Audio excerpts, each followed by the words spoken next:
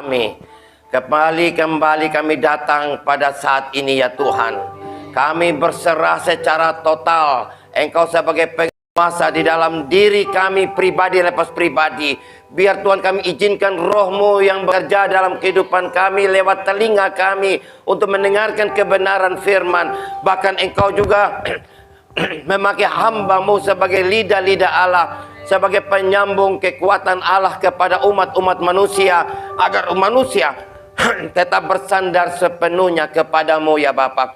Saat ini kami akan bongkarkan segala kepicikan iblis, kekuatan-kekuatan iblis yang selama ini menipu anak-anak Tuhan.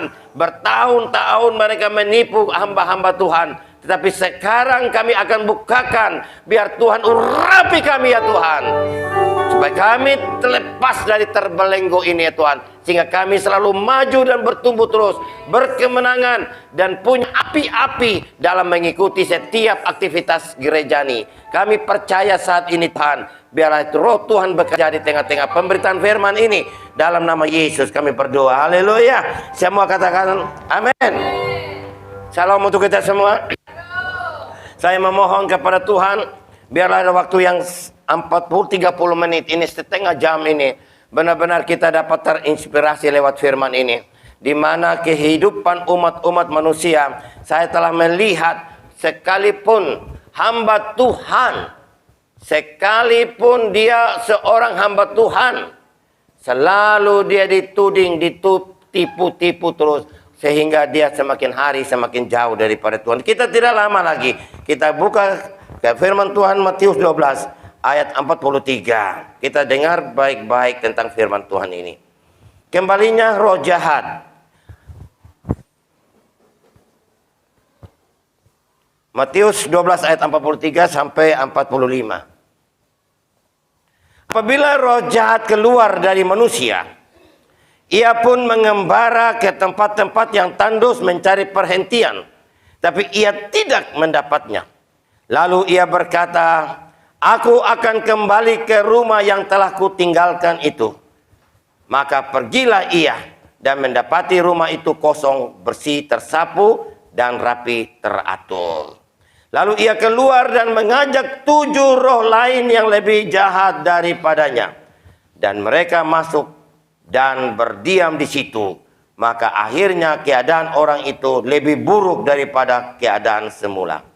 Demikian juga akan berlaku atas angkatan yang jahat ini. Saya ulangi lagi. Demikian juga akan berlaku atas angkatan yang jahat seperti zaman-zaman ini. Papa Mama yang diberkati Tuhan, saya mau bilang pada kita semua untuk kita menyimak kebenaran firman ini. Ini adalah perkataan Tuhan Yesus sendiri dalam bentuk perumpamaan. Walaupun dalam bentuk perumpamaan, namun memiliki makna yang luas sekali tentang cara kerjanya roh jahat dan mengganggu anak-anak Tuhan hari ini, yang membuat kehidupan kelihatannya baik, kelihatan bagus, tetapi di dalamnya akan mengalami sebuah rumah yang namanya kosong. Kehidupan kita senantiasa, kita selalu aktivitas gereja, kita aktif dalam segala perkara. Jadwal-jadwal ibadah kita mengikuti semua. Tetapi yang kita rasakan bukan ada kedamaian, tapi kecemasan. Hilang damai sejahtera. Selalu ingin bilang, hari Minggu lagi ini saya sudah loyo, mau pergi lagi. Dulu waktu kita belum mengenal Kristus, kita jauh daripada Tuhan. Ada banyak roh-roh yang mengintimidasi kita. Mungkin kita katakan, saya katakan dari tempat ini, sebelum engkau mengenali Kristus, sebelum engkau dalam Kristus, engkau jauh. Roh-roh persinahan selalu melekat. Kita selalu lemah dengan godaan-godaan iblis. Kita ada memiliki roh-roh pencuri, roh-roh perampok, roh-roh yang persinahan. Pasti saudara akan berkata kepada saya, Pak Thomas, saya tidak seperti itu. Waktu dulu saya ingat, saya belum mengenal Kristus, saya tidak seperti itu. Saya mau katakan kepada kita pada pagi hari ini jelas. Sebelum engkau mengenal Kristus, masih di dalam keadaan masih belum mengenal Kristus sebagai Tuhan dan Juru Selamat, belum menjadikan Dia sebagai Juru Selamat yang penguasa tunggal, kita senantiasa digodai dan kita langsung gampang jatuh. Ini adalah perumpamaan ini yang ditulis oleh Tuhan ini menggambarkan bahwa kehidupan orang-orang saat orang-orang Yahudi saat itu, orang Farisi, ahli-ahli Taurat saat itu begitu bergebu-gebu mengakui kehebatan, kedahsyatan Kristus. Karena Kristus telah melakukan perbuatan-perbuatan yang ajaib, mujizat-mujizat Dia lakukan. Tapi akhirnya juga mereka menyalibkan Dia. Amin. Maka itu peristiwa ini, dan Tuhan sudah tahu apa yang akan terjadi di dalam kehidupan angkatan-angkatan yang percaya saat ini, angkatan-angkatan jahat. Roh jahat itu dia suka di tempat yang tandus. Sorry. Dia tidak bisa bertahan di tempat yang tandus, firman Tuhan dikatakan. Ketika kita terima Yesus Tuhan dan Juru Selamat, iblis itu disingkirkan, tapi dia keluar. Ini berdasarkan pengalaman. Dan kita semua pasti mengalami hal yang sama. Dan kita sendiri rasakan, jawab sendiri dalam kehidupan kita. Ketika kita baru kenal Kristus Tuhan dan Juru Selamat, kasih mula-mula yang kita terima itu berapi-api. Sangat senang sekali mendengarkan kebenaran hal-hal yang rohani. Kita kadang-kadang mau tidur lagi di gereja. Kadang-kadang. Di pastori. Tapi sekarang. Kelihatannya. Suam-suam kuku sudah terjadi dalam kehidupan kita. Komsel sekarang tinggal 8 orang. Halo. 10 orang paling banyak. Doa-doa puasa, doa-doa pergumulan. Iblis ini sangat licik sekali.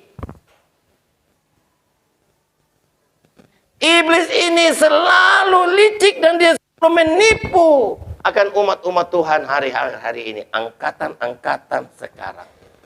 Ketika kita terima Yesus berapi-api, ketika itu kita lemah, saat itu kita hanya di luar saja kita.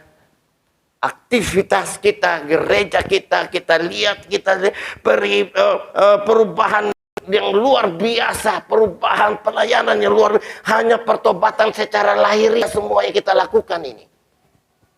Saya minta maaf, saya khotbah harus keras. Perubahan lahiriah melalui kosmetik agama, dipoles baik-baik dari agamawi. Kita dibungkus rapi. Yang kita tidak sadar bahwa kita sudah ada di dalam kosmetik agama. Dipoles dengan agamawi. Kesombongan itu sebenarnya itu dalam kehidupan kita itu harus ada dalam diri kita. Kita dibungkus rapi dengan harga diri dibungkus rapi dengan gengsi. Padahal kita ini sombong dan Tuhan tidak suka hal-hal itu. Tuhan tidak mau. Kita dibungkus rapi. Aktivitas gereja, kejas. Ya, hari ini saya lain, saya tidak mau melihat hal-hal yang begitu. Amin. Saya biasa-biasa saja. Yang penting isinya di dalam. Amin. Yang penting bahwa saya percaya bahwa iblis itu datang hanya untuk menghancurkan kita. Dia tidak bisa menghancurkan kepada kita lewat rancangan-rancangannya Tuhan yang begitu luar biasa. Tapi dia hanya bisa menghancurkan kita lewat apa? Pikiran kita. Pikiran kita selalu dihantui dengan ketakutan. Selalu digoda, dituduh siang, hari, malam. Kita dituduh terus oleh kuasa penipu ini. Saya baru-baru didatangi seorang dokter, orang pasangan rumah baru menikah, jadi mereka masuk dalam rumah baru itu, Rumah baru itu setiap hari itu digodain, diganggu mereka. Dalam jendela tidur, kamar tidur mereka itu ada bisik-bisikan terus. Ada nangis-nangis, ada tertawa-tertawa. Hampir setiap malam rumah itu diganggu terus. Bapak Mama, apakah Bapak Mama nyaman? Suatu waktu lagi dia bilang, meja itu di ruang tamu tuh bunyi dorongan, krak, krak, krak.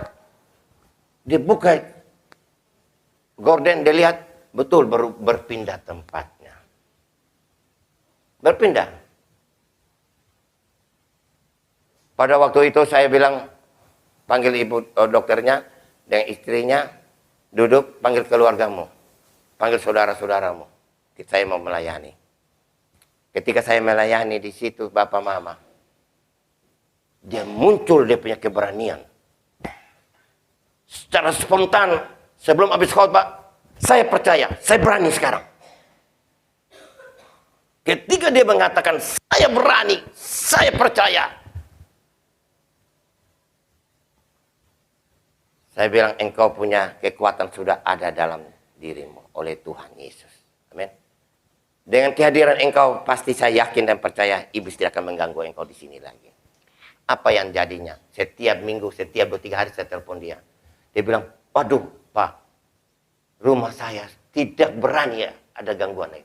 Saya sudah nekat, dia bilang Pak Pendeta. Dia berani datang, saya kejar dia. Dia datang, saya kejar dia. Ini kata-kata yang saya tiru apa yang dia katakan. Ternyata sampai sekarang sudah 2 bulan ke 3 bulan. Saya tanya lagi, wah kok tidak ada apa-apa lagi. Saya berani sekali menghadapi dia. Iblis ini ketika dia keluar dari kita terima Yesus. Dia keluar dari dalam tubuh kita. Dia lari tempat pengembara, di tempat sana tandus, tidak berair, dia tidak betah Bapak Mama. Dia tidak ada di tempat-tempat di rumah-rumah itu hanya imajinasi kita.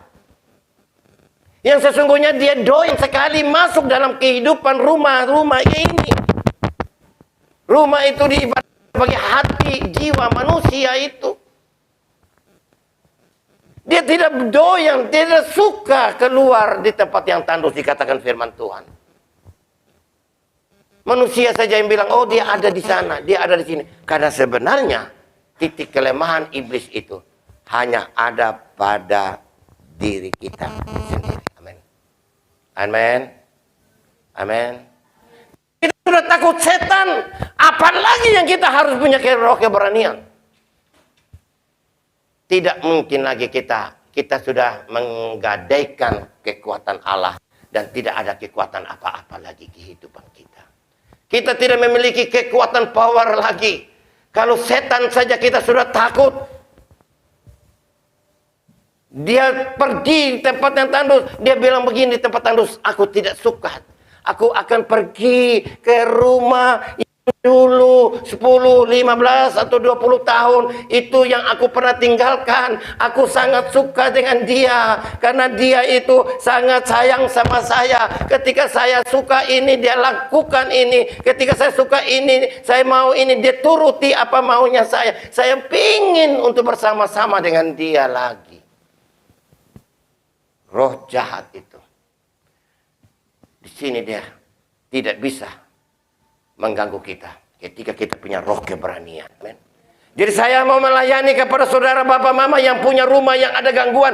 Mari terbuka nomor telepon saya. Saya sangat kejam dengan dia. Saya tidak kasih ampun karena saya percaya dia itu adalah tipu kelicikannya. Yang membuat anak-anak Tuhan tidak berbuat apa-apa ketika kita sudah lemah, ketika kita tidak berdaya. Karena ketakutan mau keluar kamar mandi takut, mau keluar ke ruang tamu keluar takut. Mari, saya bukan doa rumah itu. Saya doa pelayanan pribadi yang orang yang tempati rumah itu. Amin. Saya tidak perlu lihat rumah. Dia tidak suka tinggal di tempat-tempat di luar sana. Tapi rumah yang dimaksudkan adalah rumah hati kita yang kita ditakutin dalam diri kita masing-masing. Membuat pikiran besar kepala kita, badan kita macam besar, macam ketakutan, padahal tidak ada dia. Amin. Marilah. Jangan kita pakai teori. Hanya orang Kristen hanya sebatas tahu, tapi tidak ada pengenalan yang benar. Tahu, sekedar tahu saja tentang apa? Yesus akan menang dari iblis, tapi dia tidak dapat menang. Sebatas tahu saja orang Kristen, tapi tidak mengerti, tidak mengalami. Tentang apa? Tentang metanoia. Apa metanoia? Pola cara berpikirnya itu. Amin. Cara berpikir bagaimana dia memikirkan tentang kematian dan kebangkitan Kristus. Itu yang tidak dapat tergantikan dengan apapun. Di mana itulah yang membuat dia dapat menanggung segala persoalan di dalam kehidupan ini. Di dalam dunia apapun yang kau hadapi. Maka itu ketika saya doakan kepada orang siapapun. Salib, pandang salib. Saya kata. Ada amin? Iblis itu akan kalah ketika kita lawan dia dengan iman. Bukan lawan dia dengan perdukunan. Dia tambah rapat. Ingat Bapak Mama, kalau ada dukun, ada setan dalam rumah itu, orang-orang kuat-kuat di luar untuk doakan dia, tambah gila dia. Harus lawan dengan iman. Itu kita tahu semua orang-orang Kristen. Tahu tentang itu. Tapi dia tidak menyadari dan tidak mengalami yang namanya metanoia itu. Suatu perubahan cara pandang, cara berpikir tentang kematian dan kebangkitan Kristus. Di mana Yesus telah mati. Meninggalkan keegois.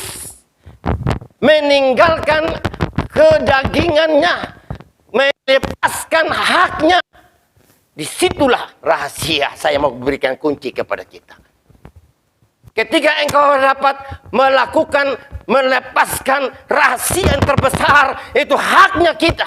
Secara iman kita percaya bahwa haknya kita, itu kedagingan kita, keinginan daging kita. Disitulah kemenangan engkau akan tercapai. Tuhan Yesus itu, dia melakukan segala perkara karena dia merelakan, melepaskan haknya. Yang walaupun dalam rupa Allah, ia tidak menganggap kesetaraan dengan Allah yang milik yang harus dipertahankan, tapi dia mengorbankan nyawanya seperti manusia dilakukan.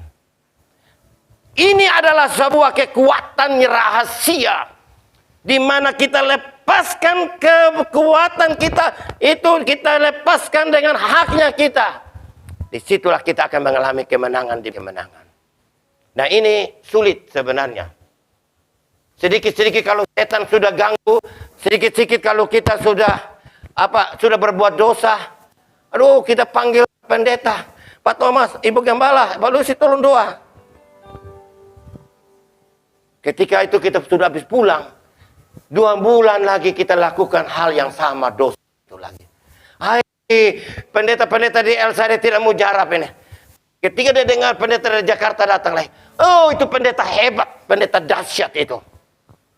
Saya coba bawa kisah punya pergumulan. Saya ini kenapa main roh-roh persinahan saya, roh-roh ini saya terlalu mengikat saya tidak bisa berbuat apa-apa. Ini ada pendeta dari Jakarta, saya pergi minta tolong doakan saya. 1 minggu, 2 minggu dia langsung jatuh lagi. Wah, tidak dahsyat juga ini pendeta di Indonesia. Dengar lagi pendeta dari luar negeri datang. Wow, lebih dahsyat itu. Itu pakai bahasa Inggris dia. Ini betul-betul sudah pasti jadi sudah ini. Pergi dia doa. 2 bulan juga, 2 bulan, 1 bulan. Jatuh kepada lubang yang sama juga. Haleluya. Baru dia berpikir begini. Ini setan bangsat betul-betul ini. Setan ini betul-betul menguasai betul-betul dalam kehidupan. Setan ini betul-betul bikin saya jatuh. Lalu setan tersinggung. Setan bilang, kau bilang setan yang bikin kau. Pada kau semua salah, semua saya yang Tuhan salah. Setan bilang begitu. Ini kurang ajar. Setan marah. Kita bersalah sedikit, kita bilang setan. Bikin dosa sedikit, setan. Dia datang, dia berkata kepada Tuhan Yesus. Yesus, saya mau keluar dari profesi saya sebagai setan. Semua saya yang salah. Saya tidak tahu apa-apa, orang tuduhkan saya. Ini mau jadi apa? Semua mereka yang salah. Padahal kita tidak sadari. Segala dosa-dosa yang kita lakukan ini. Karena konflik-konflik internal. Keinginan daging yang selalu mencuak dalam diri.